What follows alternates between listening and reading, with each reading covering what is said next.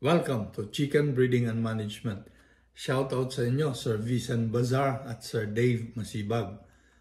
Kapag nag-breed ng parehong kambusa o pikom na manok, bakit may lumalabas na palungan o straight-combed? Samantalang ang alam natin, dominant ang pikom sa straight-combed at autosomal ang mga ito kaya parehong nasa Z at W chromosome ng manok. Dapat, kung dominant, lalabas at lalabas ang katangian sa anak kahit hindi ito puro para sa naturang katangian.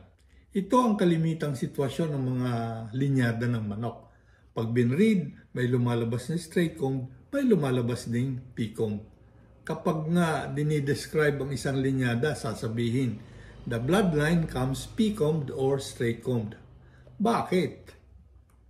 Sa pagbuo ng iba't ibang linyada, kalimitan ang tinitingnan ay kulay ng balahibo, fighting style, pati kulay ng paa. Ang iba, kasama ang istasyon, pero walang nagdagdag ng klase ng palong sa pagbuo ng mga linyada. Sa paghalo-halo kasi ng iba't ibang linyada para makabuo ng isang bagong linyada, may mga napahalong manok na P-combed, meron din namang straight-combed.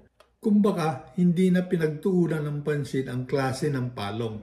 Siguro dahil tila wala naman itong kinalaman sa kahusayan ng manok.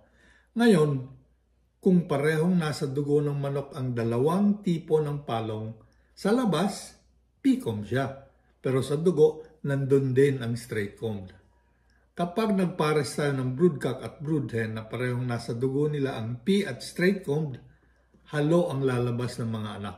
May P-combed, mayroon din namang straight-combed. Kapag kasi nasa dugo parehas ng broodcock at broodhen ang isang recessive na tipo ng katangian, may pagkakataong magsama sa isang anak ang mga ito. Kapag ganito ang mangyari, lalabas siyang straight-combed. At puro siya pagdating sa tipo ng palong. Kasi nga, kailangan parehong nasa dugo niya ang isang recessive na katangian para maipakita niya ito sa panlabas niyang anyo. Maraming salamat sa panonood.